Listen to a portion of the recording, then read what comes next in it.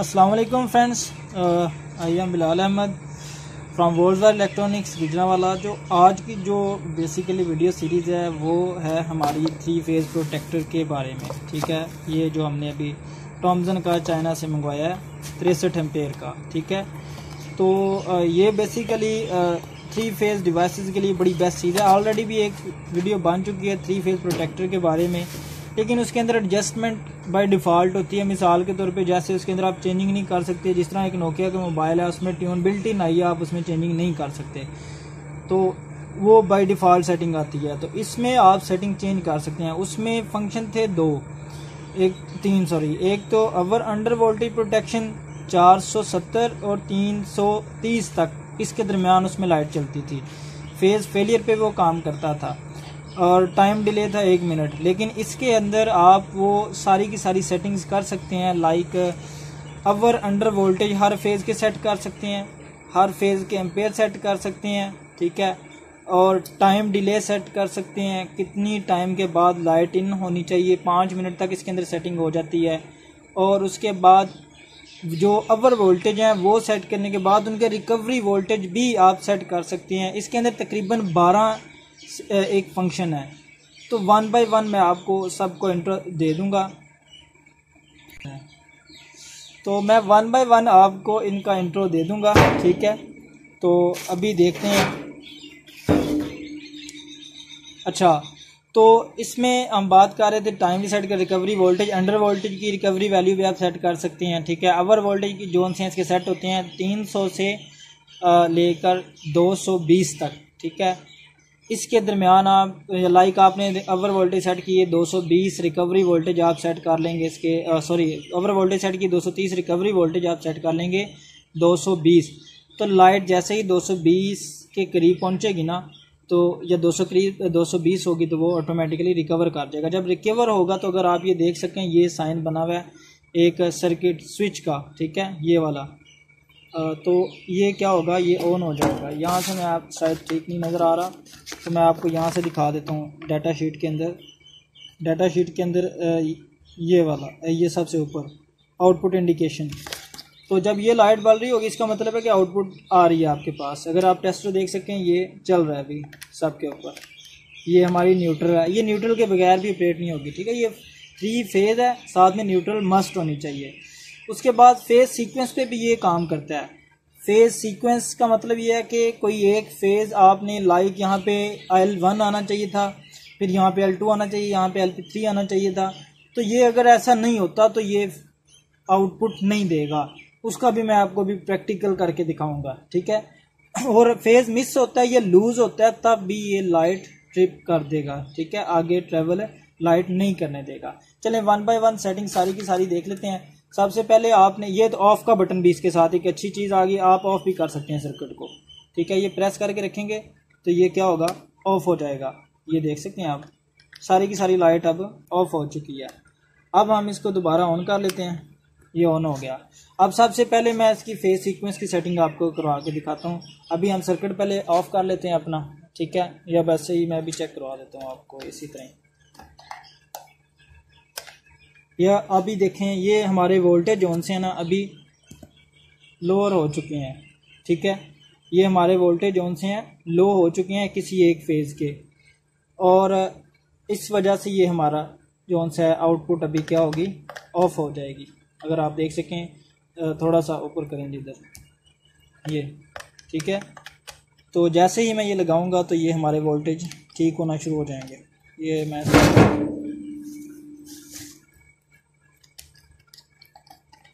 ये जैसे ही हम करेंगे, अब टाइम चलना शुरू हो चुका है। 30 सेकंड के बाद ये रिकवर करेगा लोअर वोल्टेज को। ठीक है, अगर इसी केस में यहाँ पे न्यूट्रल पे कोई एक फेज़ आगे किसी वजह से चिपक जाता है तो तब भी ये क्या कर देगा, सर्किट को ऑफ कर देगा और इसी तरह लिख देगा, ये वाली लाइट इंडिकेशन आ जाएगी।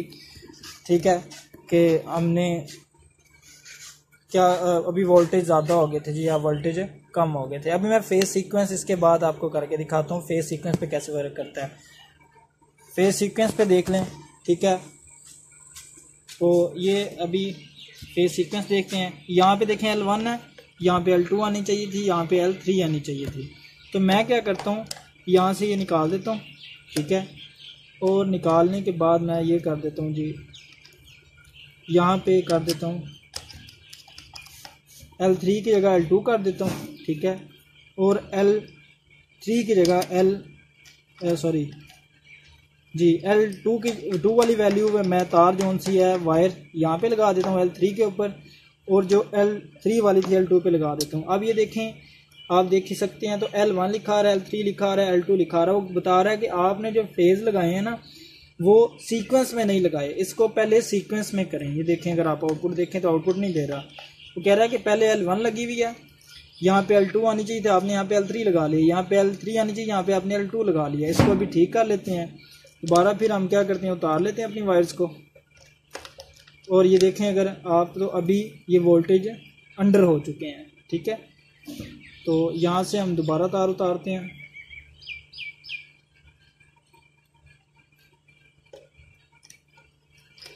ये हमने तार दूसरे वाली भी लगा दी, और यहाँ पे हमने अपना फेज़ लगा दिया, फेज़ जो लाइन 2 पे आना था।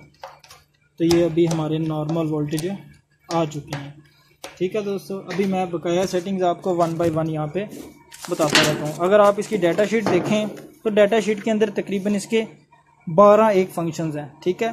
तो 1 बाय 1 इसको डिस्कस कर लेते हैं। ये पहला फंक्शन अभी हम देख लेते हैं। ये अब सबसे पहला है कि लाइट आए कितनी देर बाद हो, यहाँ पे ऑन हो 10 सेकंड बाद ऑन हो जाए।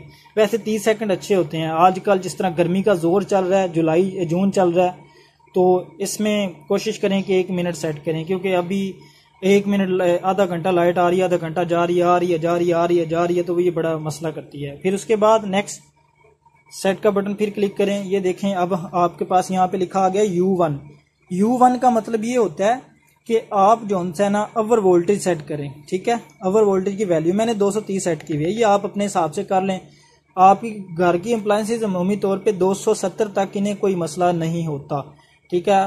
300 तक आप इसको सेट कर सकते हैं, लेकिन कोशिश करें 270 तक ही रखें।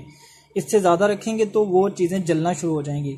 फिर उसके बाद ये U2 आ गया। U2 का मतलब क्या है कि ओवर वोल्टेज रिकवरी वैल्यू, आप जो आपने ओवर वोल्टेज सेट की है तो वो ठीक होता है, वो कौन सी वैल्यू पे जाके आपकी वैल्यू लाइट को दोबारा रीसेट करे, रीस्टार्ट करे, तो वो हमेशा 5 वोल्टेज पहले रखने पड़ते हैं। ये मैंने 265 सेट कर दिए। अब एक्शन टाइम यानी U3 का मतलब ये है कि over voltage recovery delay time, ठीक है।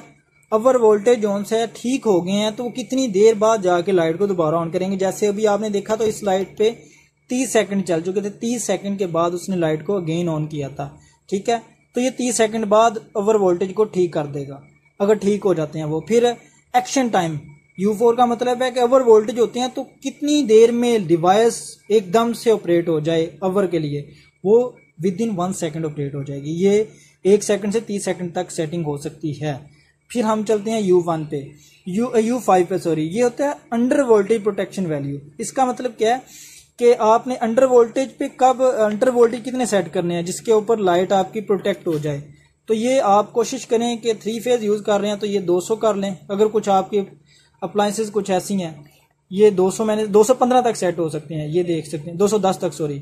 फिर इसकी रिकवरी वैल्यू हम जो सी सेट करेंगे वो 15 रखेंगे, ठीक है। कि जैसे ही लाइट 215 पे आएगी ना तो ये ट्रिप कर जाएगी। ये हमारे पास सॉरी, हाँ जी, रिकवरी वैल्यू 215 पे ये लाइट को दोबारा रिकवर करेगी।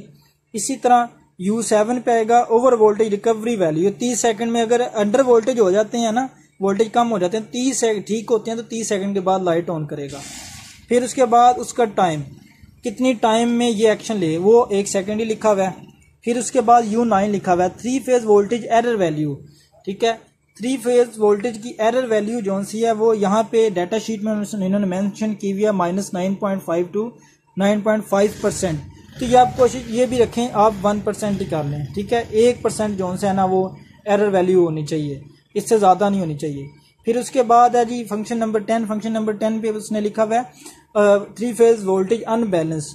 ये 0 से 99 तक हो सकता है। तो आप ये बाय डिफॉल्ट जो सेटिंग हुई हुई है 20, इस पे ही रहने दें, ठीक है। तो नेक्स्ट वन आप आ जाएं फंक्शन नंबर 11 के ऊपर। इसके अंदर 11 के आई थिंक मुझे इल्म नहीं है, सॉरी, अब फंक्शन नंबर 12 आ गया। ये आप अगर फेज सीक्वेंस फंक्शन ऑफ करना चाहते हैं ना तो इसको ऑफ कर सकते हैं। ये 12 नंबर फेज सीक्वेंस का है। फेज सीक्वेंस अगर उलट होगा तो ये ऑन हो जाए और आउटपुट बंद कर दे। अगर फेज सीक्वेंस सही है तो फिर आउटपुट चलने दे। लेकिन अगर इसको आप बाय डिफ़ॉल्ट वैसे ही ऑफ ही आता है, आपको इसको ऑन कर लिए पहले।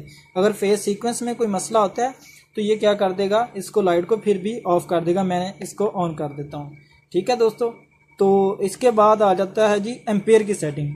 ये आप एम्पेयर सेट कर सकते हैं। E1 यहाँ पे ओवर करंट प्रोटेक्शन है। आप इसमें आप इसको एज अ अर्थ वो क्या कहते हैं लोड ब्रेकर भी यूज़ कर सकते हैं। लाइक मैं अभी ये समझ लें कि हमारा एक डेरा टाइप है, तो यहाँ पे 3 फेज मोटर लगी हुई है। तो इस पे अगर आप देख सकें तो आपके वो ये अगर नज़र आ रहा हो यहाँ पे, तो ये हमारे पास एक प्रोटेक्टर लगा हुआ है 6 से लेके 10 एम्पेयर तक का। तो ये यहाँ पे सेटिंग हुई हुई है 6 से 10 के दरमियान में चलेगा। तो जब अगर ज़्यादा लेगा तो ये ट्रिप कर देगा ऑटोमेटिकली, फिर इसको खुद आपको चलाना पड़ेगा। लेकिन इस केस में आप ऐसा नहीं कर सकते। इसमें आप वोल्टेज सेट कर देंगे ना 10 एम्पेयर, तो 10 एम्पेयर अगर ज़्यादा लेने शुरू करेगी ना मोटर, ये 10 एम्पेयर से 11 एम्पेयर पे जाएगी तो ये बंद कर देगा और कुछ देर के बाद खुद ब खुद ही ऑन कर देगा। अगर वो मोटर दोबारा अपनी असली हालत में ठंडी हो जाती है, यानी कि हीट अप होने के बाद। फिर उसके बाद U2 है। ये क्या, ओवर करंट रिकवरी वैल्यू, वो कितनी देर बाद करंट को रिकवर करे, वो रिकवरी वैल्यू आप यहाँ पे दे देंगे, ठीक है। वो मतलब आपने 10 एम्पेयर सेट किए थे, तो जैसे ही 9 एम्पेयर आए तो फिर वो ठीक हो जाए, ठीक है दोस्तों। अभी लाइट सॉरी मैं ऑफ कर लेता हूँ। फिर इसी तरह फंक्शन नंबर है जी रिकवरी वैल्यू, यानी ओवर करंट का फॉल्ट आता है तो रिकवर कितनी देर में होना चाहिए, एक्शन टाइम सॉरी। अब E4 आ जाता है। E4 में 3 फेज करंट एरर वैल्यू, वो भी आप 0 रखें अभी, क्योंकि अभी एरर नहीं आया तो ये बाय डिफॉल्ट 0 ही आ रहा है। E5 आ गया continuous over current fault setting, ये 0 से ये ऑन, इसको भी कोशिश करें ऑन कर लें, ठीक है। ये ऑफ है बाय डिफॉल्ट। ये function continuous over current fault time setting, ठीक है। ये अभी 1 सेकेंड लिखा हुआ है। अब उसके बाद आप सेटिंग सेव कर लें। ये लें जी, अभी आपकी सेटिंग सेव हो चुकी है, ठीक है। तो मैं अगर अगर मैं इसको रीसेट करना चाहता हूँ तो आप क्या करेंगे, ये जो इसके दोनों बटन है ना अप एंड डाउन, इनको इकट्ठा प्रेस करके रखें तो फिर ये क्या हो जाएगी, रीसेट हो जाएगी। साथ में आप सेटिंग का बटन भी प्रेस करेंगे। तो ये दोस्तों ये इसकी मेन सारी की सारी डाटा शीट है, अगर आप देखना चाहें। और अब अगर आप जो सा फेज चेंज करते हैं तो ये कुछ ऐसा नज़र आएगा, ठीक है। अगर आपके पास स्विच ऑन ऑफ या मैनुअली करना चाहते हैं तो फिर यहाँ पे अगर आप मैनुअली ये हमने सेट के बटन से ऑफ किया था तो यहाँ से ऑफ कर देगा सारी की सारी लाइट को, ठीक है। रीस्टार्ट या डिले टाइम, जो रीस्टार्ट या डिले टाइम चला करेगा ना किसी भी फॉल्ट आने के बाद दोबारा स्टार्ट होने के लिए, तो वो यहाँ पे चला करेगा लाइन नंबर 2 के ऊपर, ठीक है। तो अगर कॉन्टिन्यूस इंडिकेशन होती है ओवर करंट की तो कुछ आपको ऐसी नज़र आया करेगी। तो इससे पहले आपने कोशिश करनी है एक सर्किट ब्रेकर भी लगा लें अपनी चीज़ के हिसाब से, जैसा कि ये अभी हमने दरमियान में ये लगाया हुआ है, ठीक है, अपने इस मोटर के ऊपर। तो बहुत अच्छी चीज़ है। आपको कोई कंटेक्टर नहीं लगाने पड़ेंगे, कोई कुछ नहीं करना पड़ेगा, फेज सीक्वेंस रिले नहीं लगानी पड़ेगी, over under voltage protection relay नहीं लगानी पड़ेगी। आप जस्ट जोन सा इस रिले को लगाएंगे, ये over under current protection, phase sequence, phase failure, ठीक है, ये सारे के सारे काम करेगी खुद ब खुद ही। आप वैसे एक सर्किट डिज़ाइन करवाएं तो उसमें आपके अप्रॉक्सीमेटली ऐसा सर्किट जो ऐसा हो जिसके अंदर करंट प्रोटेक्शन भी हो, वोल्टेज प्रोटेक्शन भी हो, और 3 फेज का हो और 63 एम्पेयर का हो, तो फेज फेलियर भी हो, फेज सीक्वेंस भी हो, तकरीबन आपका 8-9 हज़ार रुपया खर्चा नॉर्मली आ जाता है। और इसकी कोई वारंटी भी नहीं होती, वो प्रॉपरली वर्क करेगा या नहीं, आज वर्किंग के दौरान जल जाता है तो क्या होगा। तो इसकी 1 साल की वारंटी है, ठीक है। आप हमारे स्टोर से परचेज कर सकते हैं इसको, और इसकी प्राइस भी बड़ी बेस्ट है। आप कमेंट सेक्शन में आप पूछ सकते हैं इसकी मज़ीद डिटेल, और उन सारी चीज़ों के झंझट से ख़त्म हो। सिंपल आप ये एक रिले लगाएं और अपनी तमाम तर 3 फेज इंडस्ट्रियल जो सी लेवल की चीज़ें हैं उनको प्रोटेक्ट करें। हॉस्पिटल में कुछ सिटी स्कैन्स, कुछ बड़ी बड़ी चीज़ें होती हैं जिनके लिए ये रिलेज रिक्वायर्ड होती हैं। इसके साथ कोई कंटेक्ट नहीं लगाना, कोई कुछ नहीं करना। यहाँ पे आपने इन देनी है, यहाँ पे आपने आउट ले लेनी है। आप इसको हमारे दराज के स्टोर से भी परचेज़ कर सकते हैं, यूट्यूब चैनल से भी, फेसबुक पेज से भी, OLX से भी, तमाम जगहों से। और बहुत अच्छी चीज़ है। और इसकी आउटपुट लाइफ जो सी है ना वो काफ़ी अच्छी है। तकरीबन 3 से 4 एक साल है। बाज़ औक़ात जल्दी ज़्यादा देर भी ये चल सकती हैं। ठीक है, तो मज़ीद अगर आपको इसके बारे में डिटेल चाहिए तो आप कमेंट सेक्शन में बता सकते हैं या दिए गए स्क्रीन नंबर्स पे हमें रब्ता कर सकते हैं। अब तक के लिए दोस्तों इतना ही। अपने होस्ट बिलाल को इजाज़त दीजिए। इंशाअल्लाह ताला नेक्स्ट इसी तरह की ही नई चीज़ों की वीडियो के साथ फिर हाजिर होंगे। अल्लाह हाफिज़।